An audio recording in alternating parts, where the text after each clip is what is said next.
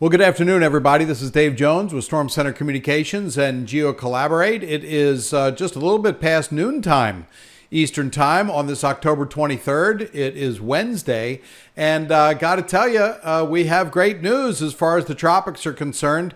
There is nothing expected to develop over the next 48 hours. Hallelujah. That's something that we have been waiting to say for many, many weeks, and now we have it. What do I have displayed here? Well, this is the GOES East satellite loop of the mid-level moisture. So we can take a look at high-level moisture, mid-level moisture, and low-level moisture in the Earth's atmosphere.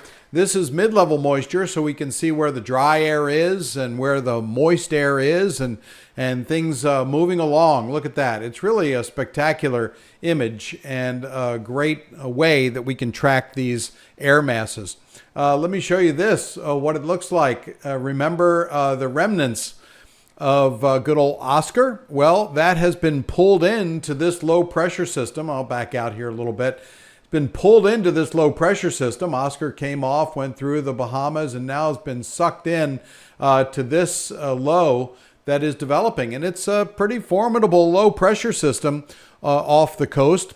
It's not going to impact the East Coast other than some large waves and swells. This one is not going to touch land, really. I mean, some clouds may impact the outer parts of Massachusetts, Cape Cod area, and up towards Nova Scotia. You can see up here, this is all dry air. This area that looks orange and yellow, some yellow and reds and dark reds. So don't think of it as anything dangerous or whatever. It's just how we can apply a different color table to satellite imagery so we can pull out various features, which is good. Let me take it full screen.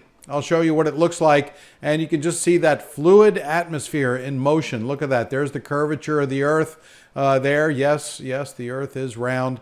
And here is a cold front. This is a cold front that's going to usher in much colder air, and it is already in Minnesota and parts of Wisconsin and Michigan, and it's coming into Iowa as well. This is going to pass through over the weekend, give the East Coast mid-Atlantic states some much cooler weather. In the meantime, it's going to be quite warm. But look at this system wrapping up off the coast. I'll take a look and GeoCollaborate at some of the wave heights from some of the buoys there. And even down towards the south, nothing happening in the Gulf of Mexico. You can see this is a subtropical jet stream being brought into this system. It's going to wrap up into quite a coastal storm, or an ocean storm, I should say, not really impacting the East Coast. And then down around the tropics, really nothing to look at. This is the southwestern Caribbean, the western Caribbean. Lots of dry air in there now, so anybody that's gone to Cancun for a week or so has picked a good time. Jamaica looks very, very nice. Also, Puerto Rico looks wonderful, as do the islands. So let me take you over to GeoCollaborate because I want to show you some interesting things. And before I head over there, I'll move this satellite picture over to the west. And look at that. Look what we have here. That is what was Nadine. We talked about this the last couple of days. Came down across Mexico, southern Mexico, came out into the ocean, really wrapped up. And now we have a Category 3 hurricane in Christy. Christy is the name out in the Pacific. Why did it change names? Because it went into the Pacific as a unnamed disturbance. So Nadine lost its name. Now it's really Christy. And the Pacific, the Eastern Pacific, has its own set of hurricane names. That's why it's gone there. And there haven't been a ton of storms in the Pacific, but we are up to K, and that is Christy. Actually, the Hurricane Center is forecasting this hurricane to become a Category 4 storm in the next 24 hours. So it's looking very, very mature.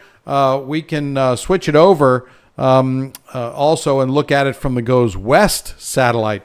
But I really want to spend more time on GeoCollaborate and showing you what it looks like from the standpoint of this ocean storm, what's going on in the U.S. And there we go. There is Christy right now. This is the latest GOES East satellite image, and that is really quite awesome.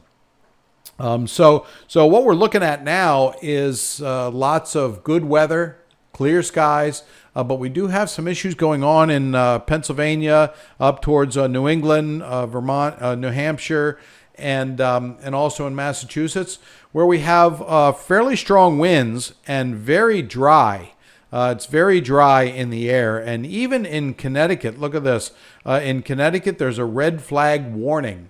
A red flag warning means there is a chance of wildfires, if indeed wildfires do generate, get created, start. They could spread very quickly because of the very dry air and the winds that could fan those flames. So just asking everybody who lives in this area throughout Pennsylvania, eastern shore of Maryland, Delaware, New Jersey, all up into Massachusetts and Connecticut and up into Vermont, also eastern New York. Please be very mindful of anything outdoors that could catch flame, and don't have any fires. Don't burn any leaves or sticks, branches, things like that. Conditions are ripe for wildfires to start. And we've had a couple in central New Jersey.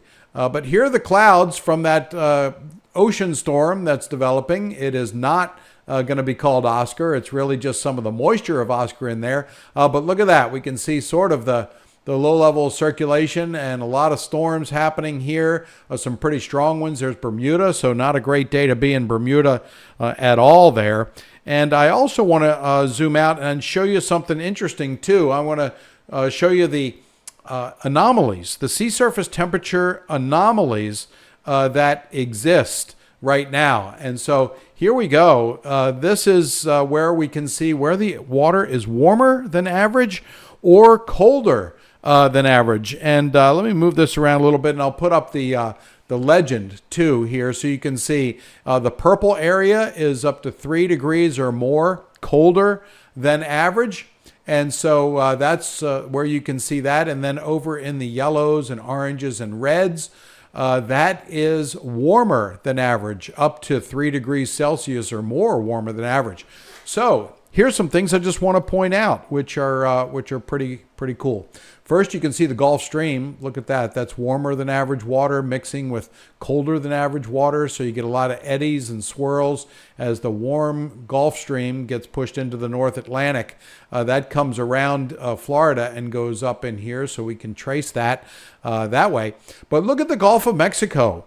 Finally, it is not full of warmer than average sea surface temperatures. And that is great. Let's get in a little bit closer here. Look at this. Cooler than average water temperatures along the coast. Much cooler right along the beaches, so it might even feel a little chilly if you're going to the Florida beaches. I know there's still a lot of debris along the coastlines from Hurricane Helene coming up and also Milton coming up. But overall, the Gulf of Mexico looks average or slightly below average with its sea surface temperatures. There are patches. This is the loop current that comes up here. So this usually remains above or a warmer anomaly for temperature. But this is all good news. However, down in the Caribbean, we still have warm patches. Generally speaking, the majority of the Caribbean is above average as far as temperatures. So there's still energy down there, we could say, for potential development in the tropics. And this is an area that we always want to watch for potential development.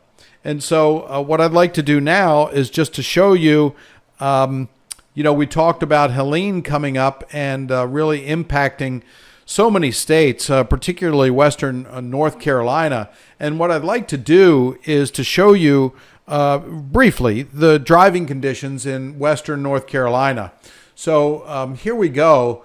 This is a map from drivenc.gov. If you're planning on going to Western North Carolina, they no longer have closed for drivers, which is great news. They had a big red area, remember, from previous updates. They had a closed for traffic. Now that's gone, but you see this note that they have at the top of their website: limited truck routes and potentially hazardous road conditions in areas impacted by Helene. So there is a lot of activity, closed roads, closed bridges, no trucks allowed on certain roads. Please check with drivenc.gov if you are headed to Western North Carolina. In some cases, it's going to take many months to really open those roads back up, and we're going to keep watching that as well, so we can keep people posted. So the last thing that I want to do for this update is to show you the forecast model, the hurricane forecast model. That is here. This is the GFS model. I'm going to take it out several days just so you know what we have our eyes on. It's nothing to really make any plans about when it gets past about 4 or 5 days. But we always like to see what the models are thinking and where they're trying to develop anything in the tropics.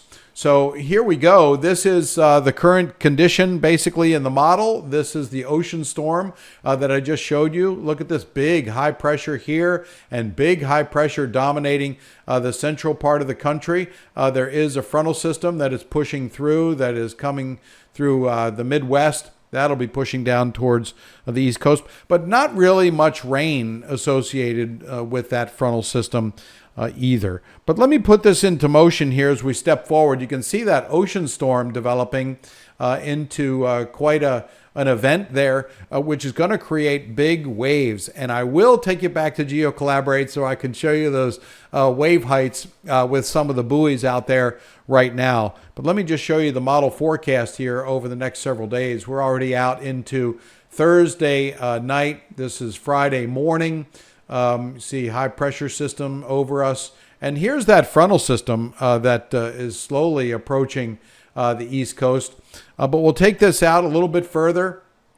And we're already out into Saturday and Sunday. And what you can see, this model is creating some precipitation down here in the Western Caribbean, which we like to keep our eyes on, because if a low pressure system forms there, it could take on tropical characteristics and turn into something. But as we go into Sunday, you can see that we have lots of high pressure throughout the East Coast.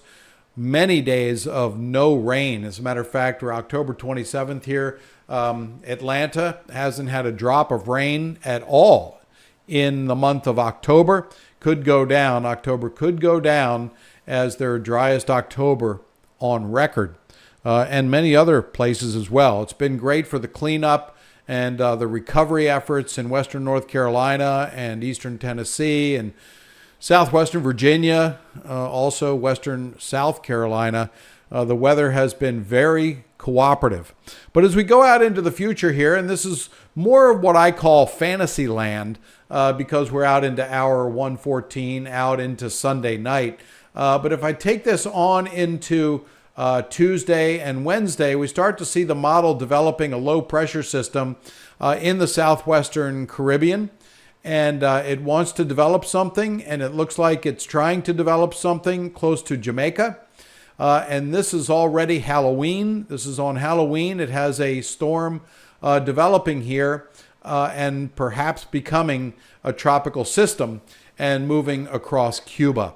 So this is what we're going to keep our eyes on. There's no immediate threat to the United States, no tropical activity expected for the next 48 hours, which is great news. Even out to 72 hours, it looks pretty clear as well. No expected tropical activity for the most part. Some in the Pacific, of course, we have good old Christy out there that's going to become a Category 4. That's out in the Pacific. But here in the Atlantic Basin, we're going to keep an eye on the southwestern Caribbean. That's when storms could develop this time of year and typically do because of those sea surface temperatures being so warm. So where are we in the forecast or the hurricane names for this year? We got Milton. We had Nadine. Nadine was the tropical system that made landfall in Belize last weekend and then became Christy in the Pacific. And then Oscar, Category 1 Oscar. Sneaky little Oscar really was a very small compact. As a matter of fact, I think Oscar was one of the smallest hurricanes on record in the Atlantic Basin as far back as records go. It was so compact. I think that's why the numerical models didn't pick up on Oscar becoming a hurricane, which is sort of a little sneaker hurricane this year. Hopefully that'll be the last one. So if anything develops in the Atlantic Basin, it will be Patty. We don't see any evidence of that developing over the next 5 days. Beyond that, we'll be keeping our eyes on, certainly, on the southwestern and western Caribbean. So let me take you back real quickly to GeoCollaborate because I want to zoom in here and show you some of the ocean observations because we have those global drifters out there from the Scripps Institute of Oceanography. And look at this. There are a lot of global drifters, a lot of them. And the ones that are wave drifters that measure the waves are these blue ones here that don't look like buoys. These are measuring pressure and temperature. We can click on that and we can see the surface temperature, the sea surface, 78.9, almost 79 degree water temperature here, which is about the limit for what you need to develop a hurricane. And we can look at the sea surface temperatures. Look at this kind of going down, down, down. As the water gets mixed up here, the sea surface temperatures keep going down. And that's something we can monitor from these buoys. Now, here is one here that is also monitoring wave heights. 9.6 foot wave height, 2.9 meter. That's 9.6 feet. So pretty high waves out there being generated by this developing storm. I suspect they will get higher. If we go closer to the coast, there's one here off the coast of South Carolina. And North Carolina, this is 79 degree water temperature and 5.7 foot waves. So it looks like there will be wave action along the East Coast. And there's already small craft advisories posted here as well on the East Coast from North Carolina on up into the beaches of Maryland, Delaware, and New Jersey, and on up into New York, Long Island here. So this system is going to be developing and kicking up the waves. There's another one here. Let's see what that one looks like. 4.8 foot waves. So yeah, it's not a friendly sea out there because of this storm, and even well ahead of it. Look at that, 3.9, almost 4 foot waves too. So these are great drifter buoys that are out there and measuring the wave action from these coastal storms. These are more for NOAA research and going into numerical models to see how these buoys can help with numerical weather prediction. But I think they are very valuable too for seeing what the wave heights are for coastal storms. And look at this. Here are those wave drifters that were dropped ahead of Milton and Helene. Look, they've drifted all the way out here into the Gulf of Mexico, and they're measuring the sea surface temperature, 83.28 degrees. So still plenty warm. And I had a talk with the folks at Scripps Institute of Oceanography, asking them why are all the wave periods and the wave measurements off. It's because they drop those in the ocean ahead of storms so we can correlate the dropson data that drops out of the P3, the NOAA P3 Hurricane Hunters and the Air Force aircraft, so we can calibrate and measure those wave measurements. Also, the spectral wave measurements for wave heights on the NOAA P3 aircraft. So we calibrate and validate those measurements. And so when there are no storms out there, they turn the wave measurement devices off because they use a lot of the battery to measure the waves and the period and all that stuff, and then transmit that information.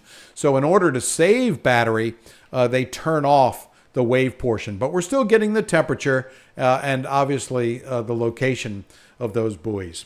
So that's the way it looks for right now. I really appreciate you joining me, and I'm going to end it here with a look from the GOES West satellite.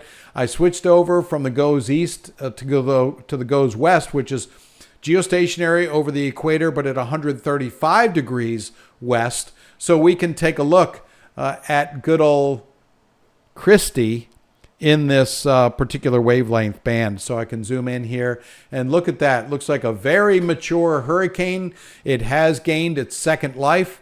The only impact is to shipping, and those ships are staying away from now this monster hurricane named Christy, and even intensifying.